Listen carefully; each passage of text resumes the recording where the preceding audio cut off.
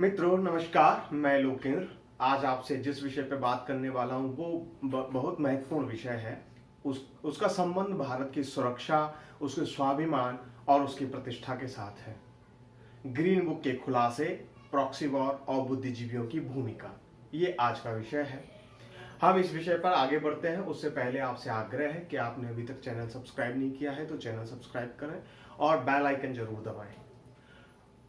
आपको मालूम है, हम सब जानते हैं, सीधे युद्ध में बार बार मुंह की खाने वाला पाकिस्तान भारत के विरुद्ध प्रॉक्सी वॉर चला रहा है। यह लंबे समय से चल रहा है। कोरोना महामारी के संकट के बीच में ग्रीन बुक 2020 के सामने आने से चौंकाने वाले खुलासे इस संदर्भ में हुए हैं। उसकी प्रॉक्सी वॉर की आगे की रणनीति हमारे सामने ध्यान आती है। तो प्रॉक्सी वॉर में भारतीय लेखकों और बुद्धिजीवियों की भूमिका पर इस ग्रीन बुक में महत्वपूर्ण संकेत मिलते हैं। दरअसल आपकी जानकारी के लिए ग्रीन बुक पाकिस्तानी सेना का कॉन्फिडेंशियल और स्ट्रेटेजिक इंटरनल पब्लिकेशन है। ग्रीन बुक में जो महत्वपूर्ण तथ्य सामने आए हैं उनमें से हम जिनकी आज चर्चा करने वाले हैं वो है भारतीय सेना की छवि को दमनकारी रूप में प्रस्तुत करना, कश्मीर में स्थानीय विद्रोह को वापस से खड़ा करने के लिए जो प्रोपोगंडा चलाने हैं उनके बारे में, और प्रधानमंत्री नरेंद्र मोदी राष्ट्रीय स्वयंसेवक संघ यानी आरएसएस इनके विरुद्ध नकारात्मक प्रचार से समाज और राजनीति में एक इनके प्रति नकारात्मक और अस्वीकार करने वाला वातावरण तैयार करना। और इस सब में भारतीय लेखकों बुद्धिजीवियों का भारत के विरुद्ध चलने वाले प्रॉक्सी वॉर में उपयोग करने की रणनीति, इन 4-5 विषयों पर आज की हमारी बातचीत रहेगी। ग्रीन बुक 2020 में सामने आया है कि पाकिस्तान ने रणनीति बनाई है कि भारत के विरुद्ध जो वैश्विक स्तर पर प्रोपोगंडा चलेगा, उसकी छवि को खराब करने के लिए जो प्रोपोगंडा चलेगा उसमें भारतीय लेखकों का इस्तेमाल करना है। दरअसल ये कोई नई बात नहीं है। अक्सर हमारे सामने ये प्रश्न आते हैं कि ऐसा क्यों है कि कुछ लोग भारत के, कुछ लेखक, कुछ बुद्धिजीवी, कलाकार या दूसरे अन्य प्रकार के लोग जिनको हम बुद्धिजीवी कहते हैं, ये अक्सर ऐसे बयान या ऐसा लेखन या ऐसा कुछ काम क्यों करते हैं जिससे भारत को नुकसान होता है। जिस समय में भारत की प्रशंसा, उसके सराहना करते हुए लेख लिखे जाने चाहिए, उस समय ये लोग जानबूझकर भारत की छवि को नकारात्मक प्रस्तुत करने का प्रयास करता है।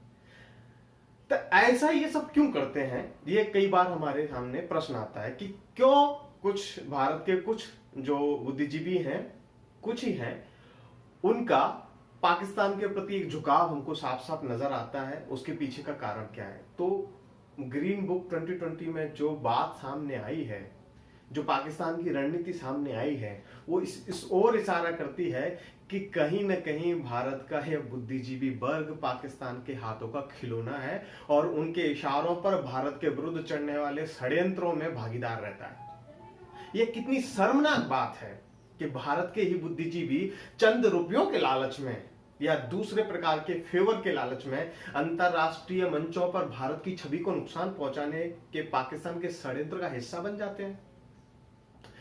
अब इसको इस संदर्भ में भी देख सकते हैं कि अभी कोरोना महामारी चल रही है और इस कठिन समय में जब भारत अंतरराष्ट्रीय पटल पर प्रशंसा प्राप्त कर रहा है तो कुछ लोगों के मन में यह बात खटकती है और वे झटपट लेख लिखना शुरू करते हैं, बयानबाजी करना शुरू करते हैं और भारत के बारे में नकारात्मक छवि निर्माण करने के प्रयत्न करते हैं।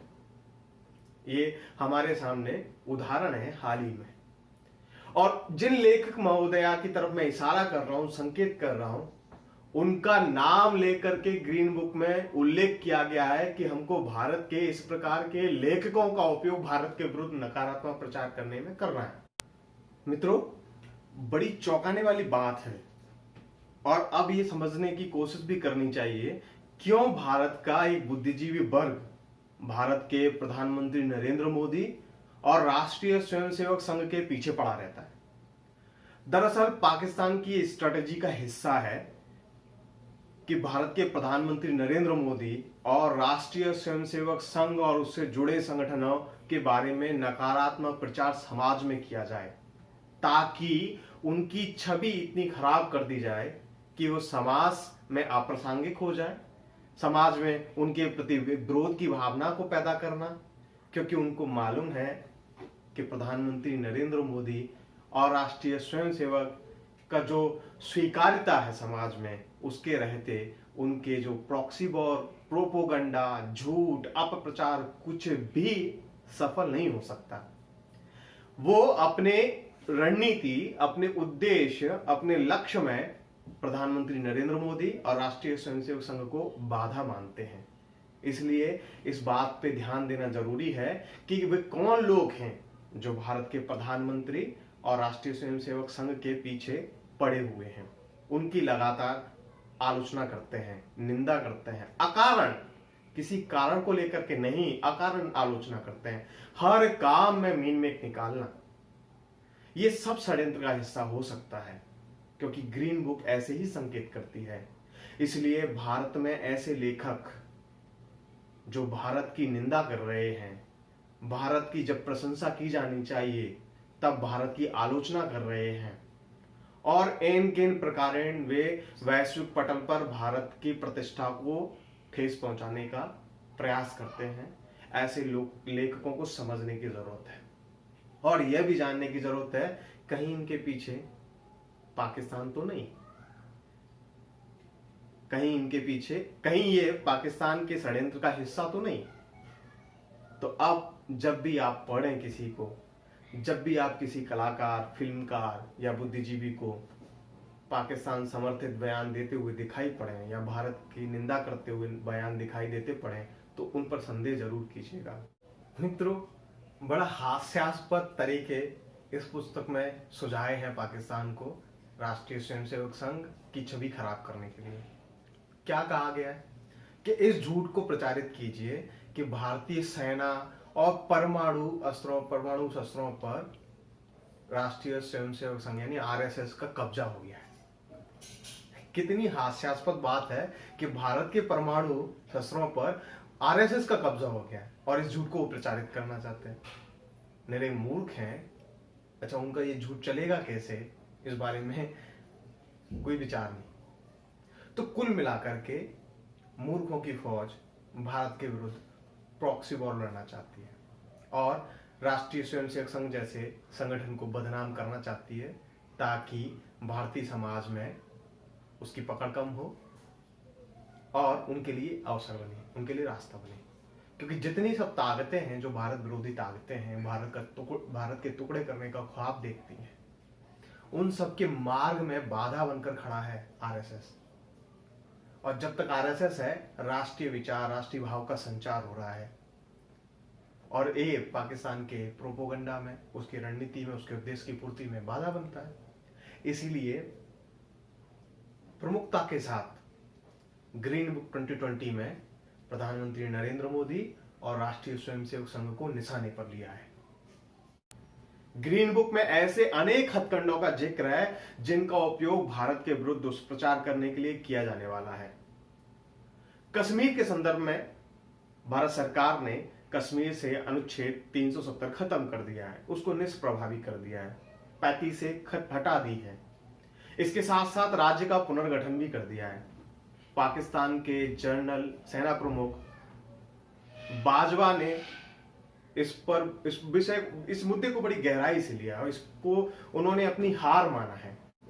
ग्रीन बुक में पाकिस्तान के जनरल ने ये स्वीकार किया है कि भारत के प्रधानमंत्री के 3-4 महत्वपूर्ण निर्णय, जिनमें बालाकोट सर्जिकल स्ट्राइक, धारा अनुच्छेद 370 को निष्प्रभावी करना, धारा 35 को हटाना और राज्य के पुनर्गठन को उन्होंने जियो पॉलिटिक्स में भारत की बड़ी जीत के तौर पर रेखांकित किया है। और इसका मुकाबला करने के लिए फर्जी चीजें, फेक तरीके से पाकिस्तान उसका मुकाबला करना चाहता है। भारत के साहस का मुकाबला फर्जी, फेक और पर्दे के पीछे छुप करके कायरों की तरह करना चाहता है।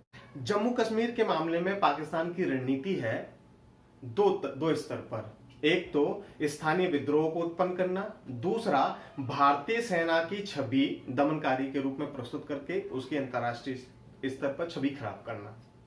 इसके लिए उनको सलाह दी गई है कि इस सोशल मीडिया पर फर्जी वीडियो हमको अपलोड करने चाहिए, ऐसे वीडियो अपलोड करने चाहिए जिनसे सेना की, भारतीय सेना की अत्याचारी सेना के रूप में भूमिका बन सके और छवि बन सके। इससे क्या होगा, इससे अंतर्राष्ट्रीय स्तर पर भारत की सेना के बारे में नकारात्मक छवि बनेगी और स्थानीय नागरिकों में विरोध भी पैदा होगा, वे विद्रोही भी बन सकते हैं। इसके लिए बाकायदा कश्मीर फंड की स्थापना करने की बात की गई है। अब जरा पीछे पलट कर देख लीजिए, पाकिस्तान पहली बार नहीं कर रहा है, ऐसा पहले भी करता रहा है। तो जरा समझने की बात है कि भारत के वे कौन से बुद्धिजीवी हैं जिन्होंने सदैव ही जम्मू कश्मीर के मामले में ऐसे बयान, ऐसा लेखन जारी किया है जो पाकिस्तान की इस रणनीति का हिस्सा है, इस रणनीति के दायरे में आता है। कश्मीर के लोगों को भड़काना और अलगाववादी सोच को समर्थन करने का काम ये लेखक करते रहे हैं। तो मित्रों, यह समझने की आवश्यकता है कि पाकिस्तान भारत से सीधी लड़ाई जीत नहीं सकता और मौजूदा समय में अंतर्राष्ट्रीय पटल पर भारत की जो धमक बढ़ रही है और वो वैश्विक लीडर की भूमिका में आ रहा है, इससे पाकिस्तान चिंतित है और वह इस लड़ाई को प्रॉक्सी वॉर के माध्यम से जीतने का प्लान कर रहा है, उसकी योजना कर रहा है, उसको षड्यंत्र कर रहा है। और सरकार से तो आग्रह है कि ऐसे लेखकों के पाकिस्तान के साथ अगर कोई लिंक हैं तो उसकी खोज की जाए, महत्वपूर्ण जरूरी सबूत इकट्ठे करके इन सब लेखकों के खिलाफ कार्रवाई की जाए जो भारत के विरुद्ध पाकिस्तान के षड्यंत्र का हिस्सा है। जय हिंद, जय भारत।